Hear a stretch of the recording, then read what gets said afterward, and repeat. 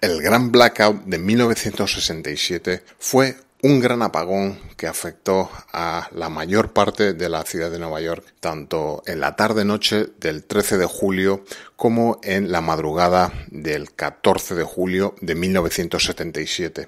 Los únicos barrios de la ciudad que no se vieron afectados fueron aquellos situados en el sur de Queens y aquellos ubicados en los Rockaways, que no pertenecían a la red de suministro de Con Edison, sino que pertenecían a la Long Island Lighting Company System. Tampoco se vio afectado el campus del Instituto Pratt, campus universitario situado en Brooklyn, que curiosamente se veía abastecido de energía eléctrica mediante su propio generador eléctrico histórico. A diferencia de otros apagones que afectaron a la región, más en concreto los apagones del noreste de 1965 y de 2003, este de 1977 se vio específicamente localizado en la ciudad de Nueva York y algunos de sus alrededores más próximos. También, en contraste con este del 65 y 2003, este del 77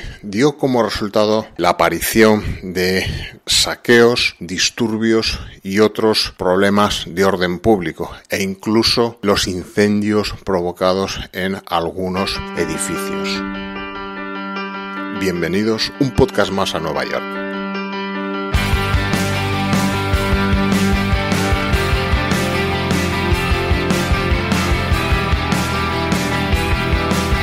Buenas, pues hoy sí vamos a hablar de ese pequeño aniversario que se celebró el pasado 13 de julio, ¿no? Con ocasión del 40 aniversario de ese gran apagón o gran blackout de 1977.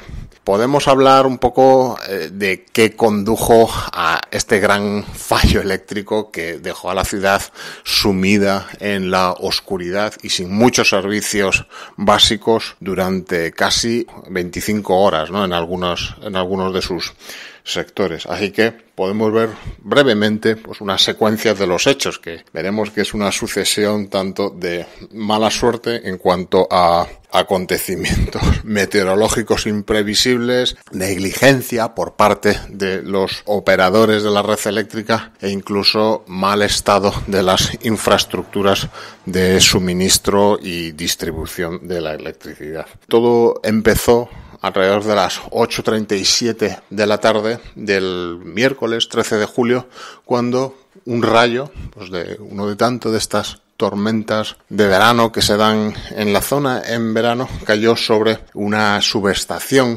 llamada Buchanan South, una subestación situada en el río Hudson y que conectaba a la red con los 345.000 voltios que suministraba la central nuclear de Indian Point. Indian Point también es una central nuclear situada río arriba en el Hudson y que básicamente es la principal fuente de suministro eléctrico de Nueva York. Esta central nuclear hace cuestión de 2-3 años hubo un pequeño incidente con un incendio. Se creía que podía ser un incidente de tipo nuclear. Al final no fue nada de eso, para tranquilidad de todos los residentes en la zona, ¿no? Bueno, este rayo hizo que automáticamente yo creo que vamos a hablar de muchos conceptos eléctricos de los que seguramente utilicemos terminología incorrecta. La cuestión es que, como seguridad, dos disyuntores por seguridad desconectaron la subestación de la red de suministro y, una vez superado el rayo, no se pudo, por mal estado de los mecanismos de rearmado de estos disyuntores, solo se pudo recuperar uno de ellos. Esto hizo que pues ya se perdiese ahí suministro eléctrico. Para más INRI, un poco después, un segundo rayo cayó también sobre la línea. Esto hizo ya que se perdiese incluso los últimos suministros que venían desde Indian Point. Con Edison, buscando alternativas, trató de suplir esas carencias en la demanda, ¿no?, que tenía la ciudad. Daros cuenta que estábamos en julio, el noreste de Estados Unidos estaba en una gran ola de calor. Podéis imaginar la gran demanda que se produce en esos momentos debido a, sobre todo, los equipos de aire acondicionado que son muy necesarios en esas circunstancias. Bueno, con Edison, con sus otras centrales, por ejemplo, en el East River, esas centrales que podéis ver cuando vais navegando por el East River, esas chimeneas centrales térmicas que yo creo que ahora también son de ciclo combinado, estas centrales no conseguían suplir esa demanda. La situación se iba volviendo crítica. Los operadores vecinos de la red de Con Edison trataron de suplir esas carencias, tanto la red de New Jersey como de Long Island, pero la demanda era tan fuerte que sus sistemas se habían sobrecargados, por lo que llegado un momento, supongo que los sistemas eléctricos, por medida de seguridad, lo que hacen es desconectar. Con Edison intentó bajar esa demanda desconectando zonas puntuales de la ciudad para ver si así podían asumir esa demanda con lo que estaban produciendo en ese momento, pero nada funcionaba. Se dieron también problemas de negligencia en muchas subestaciones, que no había personal de la empresa ahí atendiendo y los mecanismos automáticos y remotos fallaron. O sea, una serie de desdichadas coincidencias que hizo que se diese lo que se viene a llamar la tormenta perfecta. Y es así como a las 9:36 de la noche, una hora después del evento inicial que desencadenó todo, Nueva York se quedó completamente a oscuras. Únicamente quedarían las luces de esas zonas que os he dicho en la introducción y evidentemente de todo aquellas luces que se nutriesen de motores, ¿no? Por ejemplo, los coches, ¿no? Son las imágenes que podéis ver en fotografía, Nueva York a oscuras y únicamente los coches circulando con sus luces por la calle. No sería hasta la mañana siguiente cuando el suministro se pudo empezar a restablecer. Alrededor de las 7 de la mañana del día 14, una primera sección de Queens fue la primera en volver a tener energía y ya luego paulatinamente empezaron en zonas del East Side de Manhattan pero bueno, no fue hasta las 10:30 de la noche del 14 de julio cuando toda la ciudad volvió a tener energía eléctrica. Bueno, hemos hecho un poco este resumen, ¿no? de acontecimientos, pero no tendría sentido si no lo situamos en el contexto histórico, ¿no? La ciudad estaba en esos momentos en una grave crisis financiera. Hay una portada del New York Times, yo creo que es de ese año, ¿no? Es que se recuerda en Nueva York, es un titular en el que el presidente Ford le dice a Nueva York drop dead, o sea, como que se dé por muerta, ¿no? Porque Nueva York estaba en tal decadencia que el propio presidente de la nación lo reconocía, ¿no? Y eso es un titular que se recuerda mucho en Nueva York y por eso se le tiene mucha tirria a ese presidente, porque le decía a Nueva York que se diese por muerta, ¿no? O sea, eso es un poco el signo de aquellos tiempos, ¿no? Había también una psicosis que se podía ver acentuada por el gran apagón, que es que en esos días estaba actuando un asesino en serie. El asesino del calibre 44, también llamado el hijo de Sam, Son of Sam, que es el nombre con el que él mismo se había autorizado en una de sus cartas a la policía, ¿no? Era un asesino que con una pistola del 44 se iba cargando mujeres, hombres. Es uno de esos casos que inspiraron películas. Otra cosa es que, dado que el apagón se produjo a la caída de la noche y en la madrugada, esto produjo los disturbios que afectaron a muchos negocios de la ciudad, ¿no? La ciudad estaba en un ambiente social muy deprimido, enrarecido, y en muchas zonas se produjeron actos de vandalismo con saqueo de tiendas, con disturbios, robos, incluso se llegaron a incendiar unos cuantos edificios, no sé cuánto el número, pero bastante. El caso es que se asaltaron unas 134 tiendas y 45 de ellas ardieron en llamas. También los ladrones llegaron a robar hasta 50 coches nuevos de un concesionario de coches de Pontiac en el Bronx. La mecánica de estos saqueos era que los que lo hacían cogían coches y directamente hacían alunizajes en las tiendas y así era como entraban. Fruto de eso, hasta 550 policías fueron heridos y hubo más de 4.500 arrestos. Las imágenes típicas se ve de la policía metiendo pues, a estos asaltantes en las furgonetas de la policía y que se habían quedado sin esposas. Eran tantos arrestos a realizar que tenían que coger cadenas directamente para mover a tantos detenidos. La cuestión es que este gran apagón puso de relieve los grandes problemas que tenía la ciudad, de decadencia, problemas sociales, ¿no? En zonas como el sur del Bronx, que era literalmente una zona de guerra donde la gente se iba y los propietarios de los edificios directamente los incendiaban para poder cobrar el seguro, ¿no? Zonas totalmente deprimidas. En contraste con todos estos disturbios, se puede decir que hubo un único asesinato esa noche, un asesinato cuyo misterio continúa hoy en día y que no se ha resuelto. El asesinato de Dominic Chiscone, un chaval de 17 años que vivía en Brooklyn, en Carroll Gardens, y que bueno, pues estaban esa noche en la acera ahí en Brooklyn y pasó un coche y que le soltó desde en marcha 2 disparos en el pecho que le mataron. Ese caso sigue hoy en día sin resolver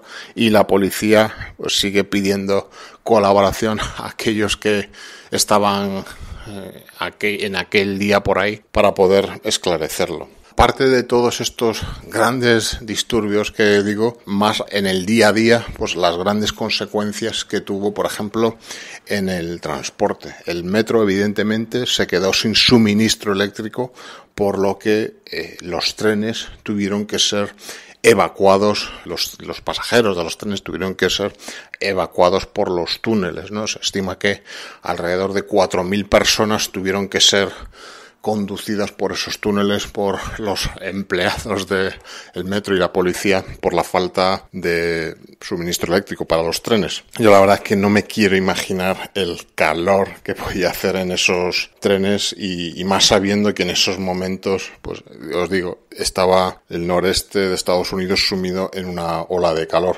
También debido a este gran apagón se tuvo que cerrar el tráfico aéreo tanto en el aeropuerto de La Guardia y el JFK, que estuvieron cerrados durante más de 8 horas. Otras infraestructuras afectadas, los túneles que comunican Brooklyn con Manhattan, Manhattan con Queens, Manhattan con New Jersey, pues por la falta de ventilación tuvieron que ser cerrados. Una vez sucedido todo esto, pues llegan las consecuencias políticas, ¿no? Y las culpas, ¿no? La compañía con Edison quiso quitarse un poco el muerto, como diciendo que había sido un acto de Dios, ¿no? Un infortunio tremendo que ellos jamás podían prever. Esto enfureció al por entonces alcalde Abe Beame, que bueno, pues dijo que la compañía era totalmente responsable por su gran negligencia, tanto a la hora de mantener sus infraestructuras como a la hora de gestionar el problema, ¿no? del apagón. Otras consecuencias, bueno, ya más anecdótico, en ese momento se estaba jugando un partido de béisbol en el Shea Stadium, que era por aquel entonces el estadio de los Mets, antes de derruirse y construirse el nuevo Citi Field, y estaban ahí alrededor de las 9:30 en la segunda entrada y el partido tuvo que suspenderse. En cuanto a los medios de comunicación, pues la mayoría de emisoras de televisión no pudieron seguir emitiendo, salvo la WCBS y WNBC, Canal 4, que gracias a contar con sus propios generadores eléctricos pudieron seguir emitiendo.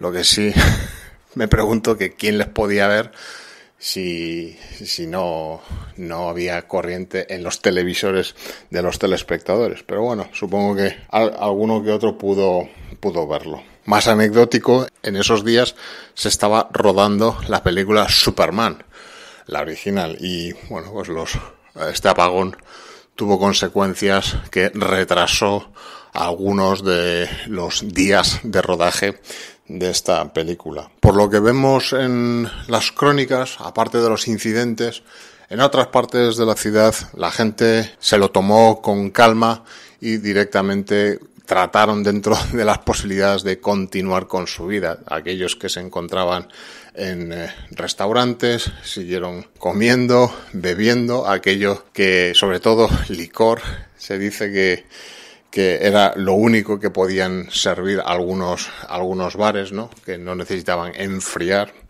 Y bueno, pues el que pudo pasó la noche así.